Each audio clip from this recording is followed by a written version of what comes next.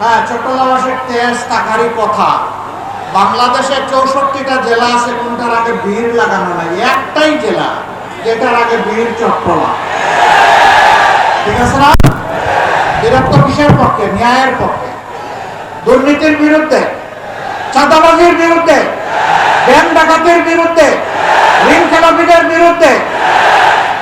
চট্টগ্রামবাসীর অবস্থান ন্যায়ের পক্ষে, 24-এর আকাঙ্ক্ষার পক্ষে, আগামীর বাংলাদেশ, যুব সমাজের স্বপ্নের বাংলাদেশের পক্ষে, আমাদের মা বোনদের জন্য নিরাপদ বাংলাদেশের পক্ষে, শিশুদের জন্য সুনাগরিক হয়ে গড়ে ওঠার বাংলাদেশের পক্ষে, মুসলমান, হিন্দু, বৌদ্ধ, খ্রিস্টান সকলের জন্য মর্যাদাপূর্ণ একটা বাংলাদেশের পক্ষে। তারা আছেন? সবাই থাকবেন? লড়ে যাবেন? বিজয় ছিনিয়ে আনবেন ইনশাল্লাহ? বিজয় না আনা পর্যন্ত কোনো বিশ্রাম নাই। রাজি আছেন সবাই? ওই পিছনের লোকেরা রাজি না মনে হয়। আপনারাও রাজি? মাশাআল্লাহ, এবার সবার হাত উঠে গেছে উপরে। প্রিয় চট্টগ্রামবাসী,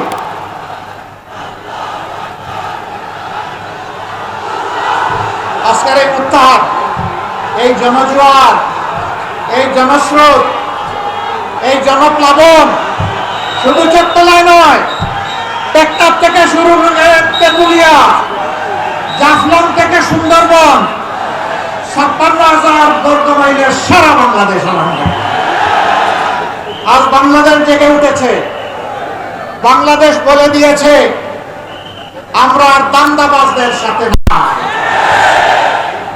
যারা আধিপত্যবাদের গোলাম তাদের সাথেও নাই।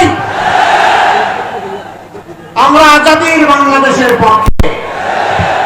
আজাদি না গোলামি, আজাদি না গোলামি।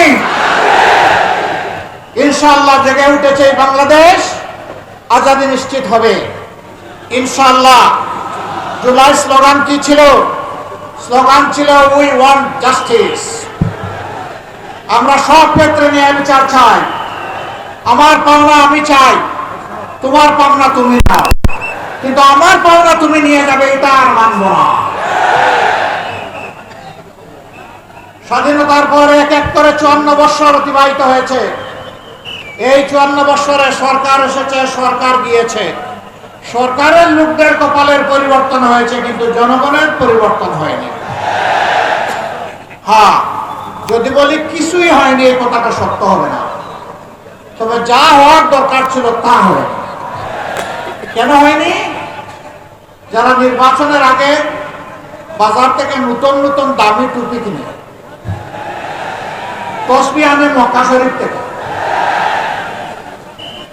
আর বের হয় ইলেকশনের ক্যাম্পেইনে, কারো বাড়িতে গেছে, গিয়ে বলে আপনার সাথে পরে বসবো, আগে চাচার কবরটা জিয়ারত করে আসে। কোন চাচা? আপনার আব্বা জানেন। আস্তাগফিরুল্লাহ, আমার আব্বা তো এখনো জীবিত আছে। মানুষকে খুশি করার জন্য জিতা বাপেরও কবর জিয়ারত করে। কিন্তু যখন নির্বাচন চলে যায়, ও আরো বলে, সুন্দর করে বলে, যার চেহারায় চোখ করে বলে, ভাই আপনারা আমার ভাইয়ের মতো লাগে দেখতে। নির্বাচন যখন চলে যায়, তখন পাশ থেকে দাঁড়াইয়া সালাম মিলে জবাব দেওয়ার সময় নাই। আগে ছিল ভাই, এখন হয়ে গেছে অন্য কিছু, আমি আর এটা মুখে নিলাম না। বুঝতে পারছেন? এরা দান্দাবাজ। এরা নির্বাচনের সময় টাকার বস্তা নিয়ে নামে।